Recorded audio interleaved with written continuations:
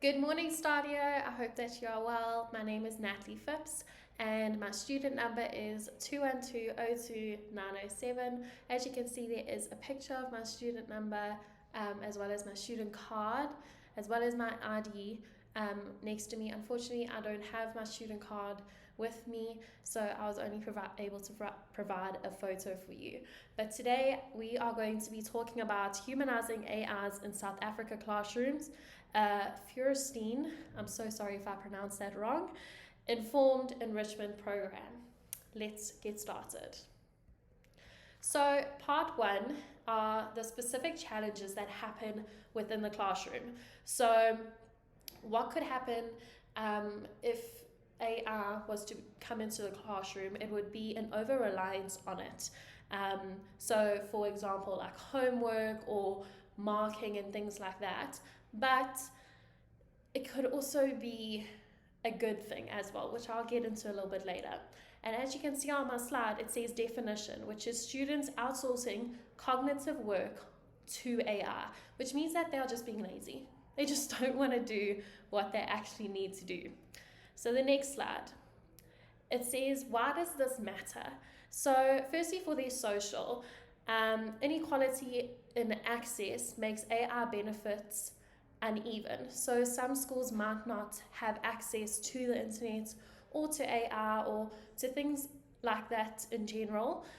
So it actually makes their education become a lot more unequal to another person who does have access to it.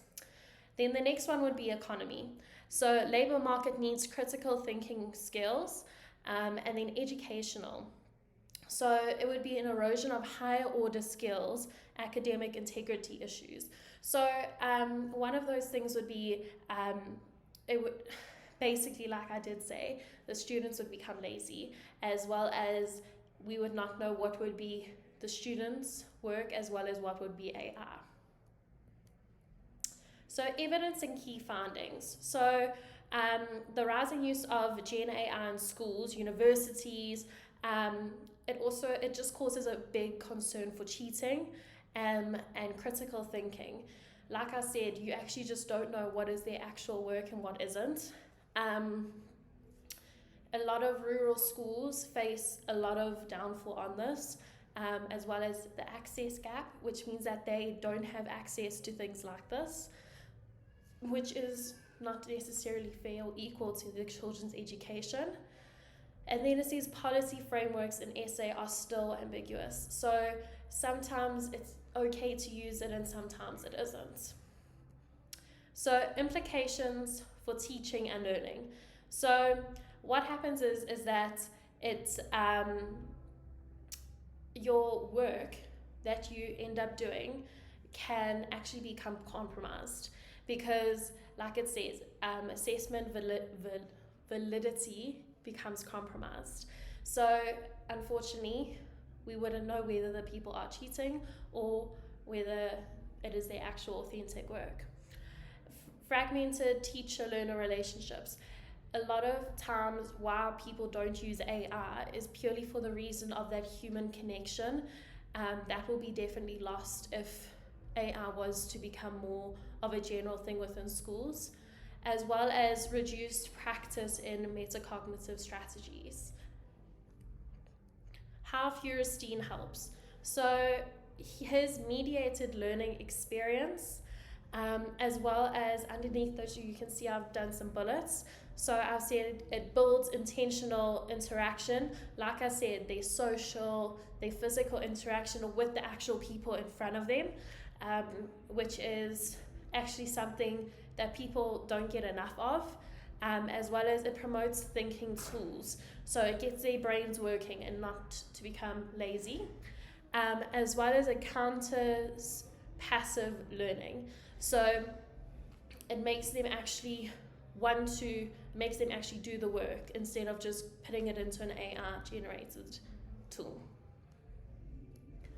Action plan overview.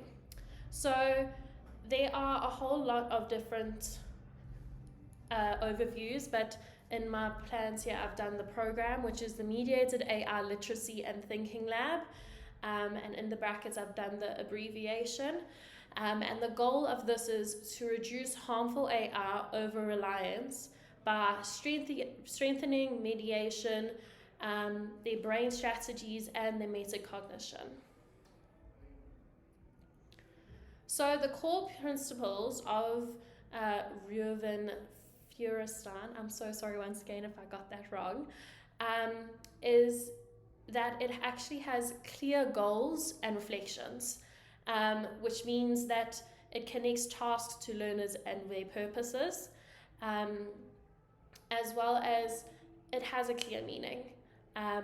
So that is one of the things, as well as its transcendence.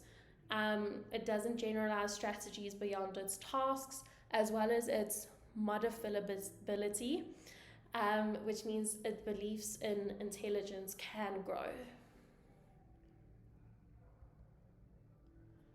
So the program structure would be definitely 8 weeks. Week 1 would be the diagnostic week where you are assessing and things like that. Week 2 and 3 would be thinking routines plus AR use contract. And then week 4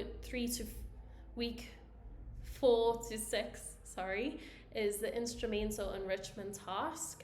And then the week 7 to 8 would be the transfer projects portfolio.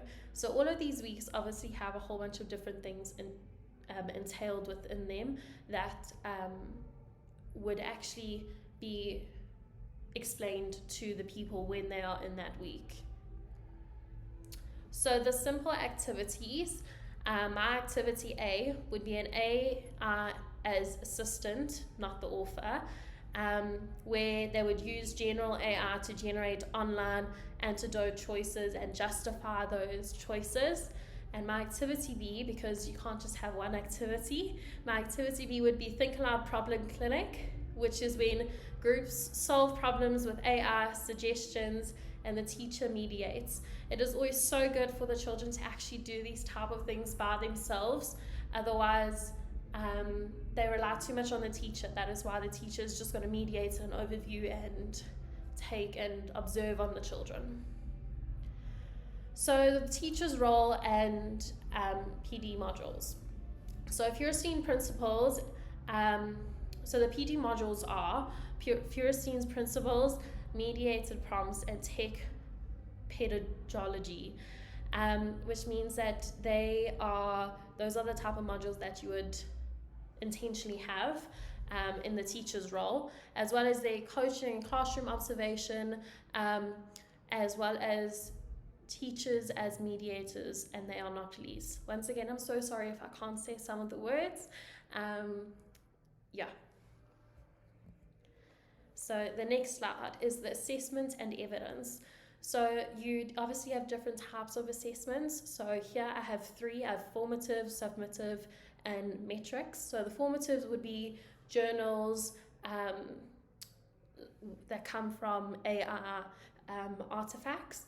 Then I have the summative, which is transfer tasks, which is pre-posts and rubrics and things like that. And then metrics, which are the more students reasoning, less unacknowledged AR use, which means that it would actually be the more human and social interaction out of all of them. So the resources and risks. With anything, there's always risks of everything else happening. So the resources, obviously with using AI, it can become very costly. So you would need to have low-cost devices, have offline as an option, and maybe print the packs beforehand. And the risk of this is unequal access. The workload could become more, as well as the policy ambiguity, which means to tell whether the person is lying. And there's also the mitigation, which is the blended options, the targeted rural support. So that means that also sometimes the children in the rural areas might get left out. So you actually needed to actually spread out the AR situation all throughout and support the people even in the rural areas that are using AR. So conclusion and call to action is reclaim mediation. AI is not a tool, it is not a shortcut. And I think that's something that people often forget. They rely on it too much. Pilot all MAILLs in grade 1 and evaluate, which means that you start from early. You don't start from grade 4 and expecting to know all of it. You start from grade 1. As well as you also encourage your colleagues to adopt the mediated literacy informed practices. It is never too early to learn, and it's never too late. I think that's such a lovely thing. But yeah, and I hope you enjoy this video. Thank you.